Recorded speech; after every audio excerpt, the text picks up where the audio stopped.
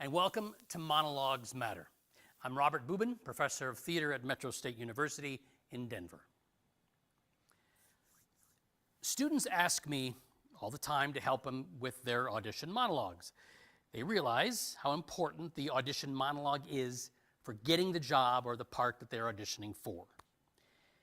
The best way to do that is to deliver to the auditioners a focused, high energy, and confident monologue performance. So how do we accomplish this? Well, let's discuss the whole idea behind the monologue and why it's used so often in determining whether or not an actor should be hired or no. All right? Monologue's been around since the beginning of theater. It was made famous by William Shakespeare when he saw how his actors could better engage his audience when they spoke directly to them. The audience felt more a part of the performance. They felt included. They weren't just experiencing the scene, they were actually a part of it. In many Shakespeare soliloquies, the character actually asks the audience a question. Am I a coward? Who calls me villain? Or the most famous of all, to be or not to be? Now, the actor isn't really looking to the audience to provide an answer, but it makes the audience think that maybe there is one, maybe they should provide one, and it helps to engage them at a different level of engagement than just watching a scene take place. The performance of a monologue exposes the character and therefore the actor to the audience in a very personal way. It can jarringly break the fourth wall or provide the audience with some vital information about the character in order to better further the story in a more direct way, and also to give the actor a way in which to deliver some information that the audience will look at maybe differently if it's just him or her on stage. And trust me, the most fun I've ever had as an actor is delivering some of these incredibly well-written monologues to a very appreciative audience. All right, so the monologue is an important device used by playwrights in their creative process. But the skill to perform a monologue in a confident, energetic, and effective manner towards making it to the next level in the audition process is therefore a skill all actors need to possess. Now, some actors are better at this than others. And that's because, and this is very important to understand, the proper performance of an audition monologue requires a much greater sense of living within the imaginary circumstances of the scene that you have created rather than just acting in a multiple person scene. I'll explain more of what this means later. First though, a few general audition tips. First of all, when you're going to an audition, be flexible. I've been an active member of SAG-AFTRA now for 30 years. I've directed or acted in over 100 plays and musicals, and throughout my career, I've auditioned in lots of different places, from 100-seat theaters to tiny little office cubicles. You never know what you're going to encounter. Your agent might give you completely wrong information regarding where or how the audition is going to take place. So be open. Be open to everything. Some auditioners will intentionally mix things up to see if you are the amenable type or that if these changes will somehow affect you and to find out really if you're the kind of person they want to work with. I've even had auditioners make me prepare certain sides to read for the audition only to get there and have them tell me that those are the wrong sides and then hand me the correct sides and give me 30 seconds to prepare them.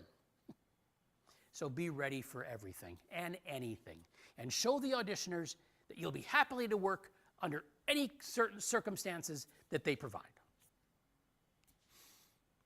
Now, the exception to this would be if you were ever put into a situation where you felt uncomfortable, either sexually or no, and were asked to do something that might compromise your personal beliefs. It's always okay to say no under these and any circumstances and just walk away. You should also report these audition experiences to the appropriate union or authorities. Unfortunately, this kind of thing happens a lot.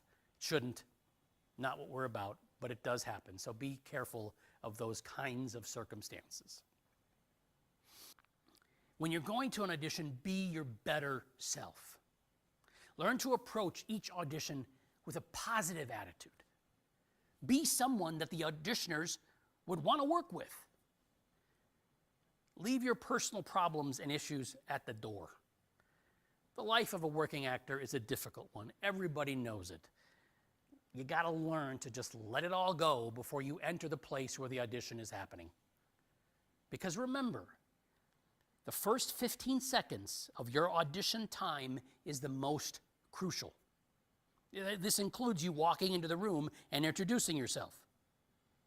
Most auditioners can tell in that amount of time whether or not they're going to consider you for the job or not. So be your better self. And also have fun. Think of your audition as your opportunity to share this work of art with your auditioners. You're an artist. Be creative. Have fun doing it. All right. Now then, when you're going to an audition, be your better self. Learn to approach each audition with a positive attitude. Be someone that the auditioners would want to work with. Leave your personal problems and issues at the door. The life of a working actor is a difficult one. Everybody knows it. You got to learn to just let it all go before you enter the place where the audition is happening. Because remember, the first 15 seconds of your audition time is the most crucial. This includes you walking into the room and introducing yourself. Most auditioners can tell in that amount of time whether or not they're going to consider you for the job or not. So be your better self. And also have fun. Think of your audition as your opportunity to share this work of art with your auditioners. You're an artist. Be creative. Have fun doing it. And also be authentic at all times. Don't try to fake anything. Be your true self. Being your true self, it might not get you every job, but it'll get you the right jobs. There's an old story about Jack Nicholson going to a couple of his first auditions, and the casting director is telling him that they don't need him right now. But one in particular casting director says, yeah, we don't need you right now, but when we need you, we're going to need you really badly.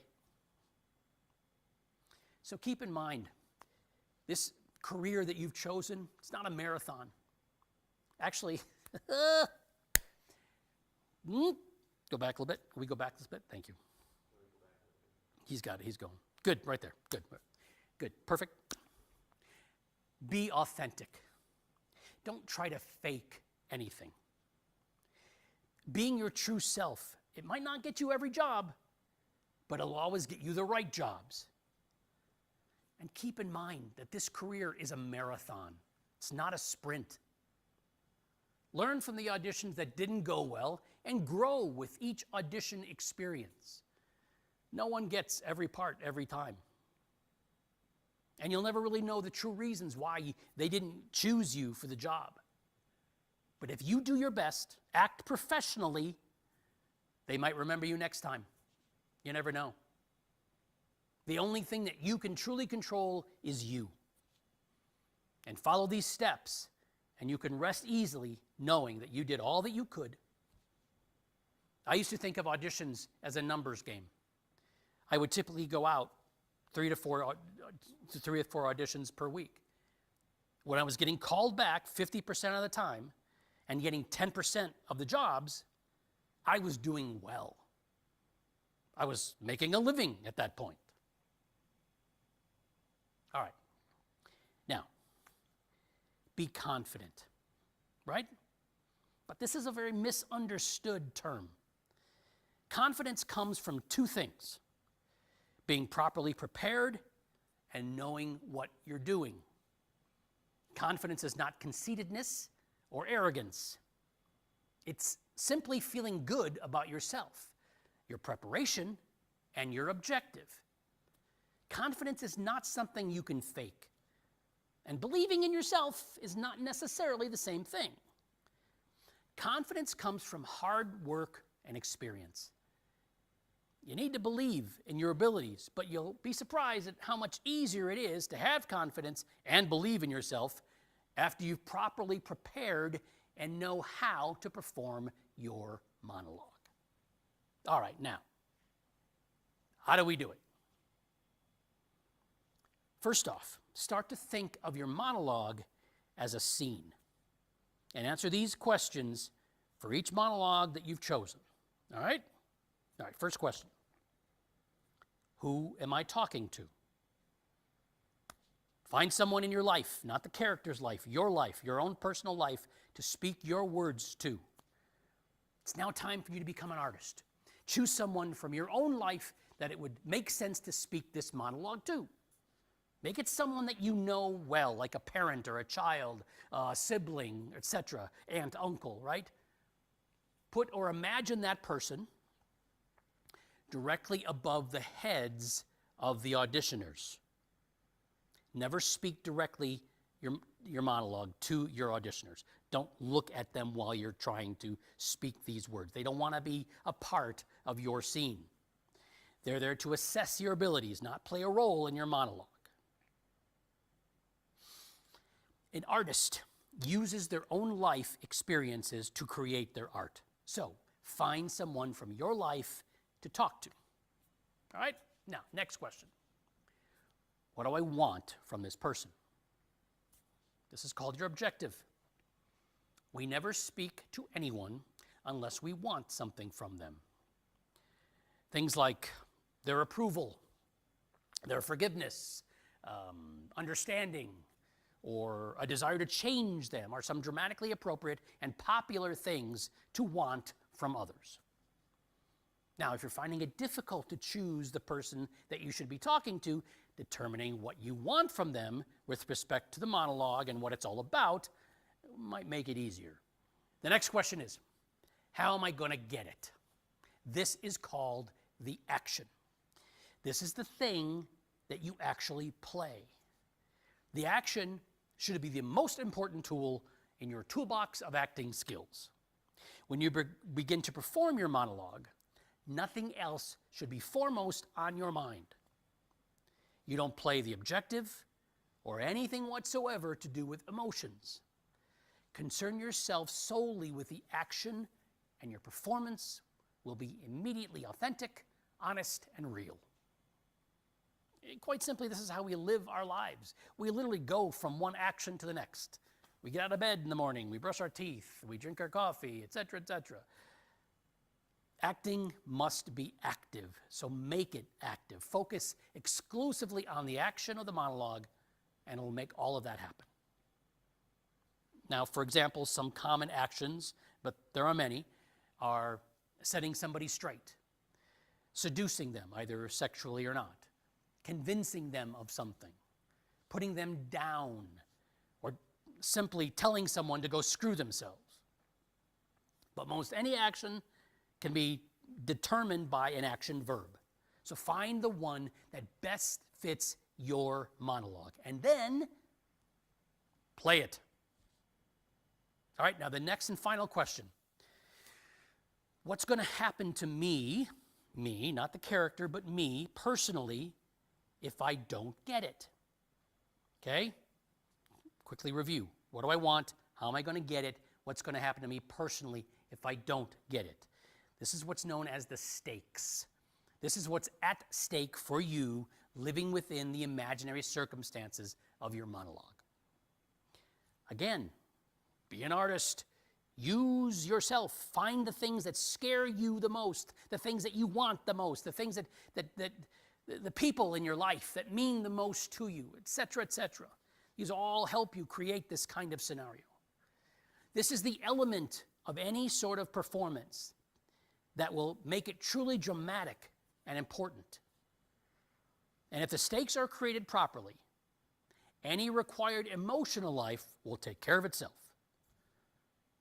As an actor, you never play emotions. You never act emotions. If these 4 questions, if they're answered correctly and appropriately, The emotional responses will come all by themselves. You got to trust yourself and trust your process. And any and all emotions will be there automatically. So, experiment with all these different sorts of answers to these questions that we've gone through. You'll know when something clicks and feels right, and you'll know when it doesn't. But this is what your preparation should be all about. Trying different scenarios with respect to what you feel your monologue is all about is crucial for you to feel as though you're properly prepared. And believe me, any even remotely experienced auditioner is going to tell you right away, or is going to be able to tell from you right away, your own level of preparedness. Be ready for your auditions by spending the time it takes working on your monologues. The harder you work on your pieces, the more work you're going to get. Simple. The harder you work on your pieces, the more you will come off as being a real professional and someone anyone would want to work with. And that's what it's all about. All right? Remember, your monologues matter. Hi there. My name is Robert Bubon. I'll be doing a piece from Cat on a Hot Tin Roof.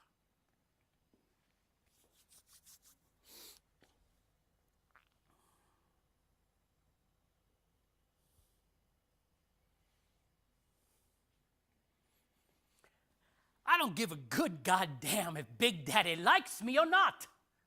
Or did, or never did, or will never. I am just appealing to your sense of common decency and fair play. Tell you all the truth, I've resented Big Daddy's partiality towards Brick since the goddamn day you were born, son. And the way that I was treated, like I was just barely good enough to spit on. Sometimes not even good enough for that. Now, Big Daddy is dying of cancer, and it's spreading throughout his whole body. And he's slowly sinking into uremia. And y'all know what uremia is, don't you? It's a poison of the whole system due to the body's failure to eliminate its own poisons. Now, I am just asking for a fair shake here. And by God, I do expect to get one. But if I don't, if there are any peculiar shenanigans going on around my back, well, I am not a corporate lawyer for nothing. I know how to protect my own interests. Thank you.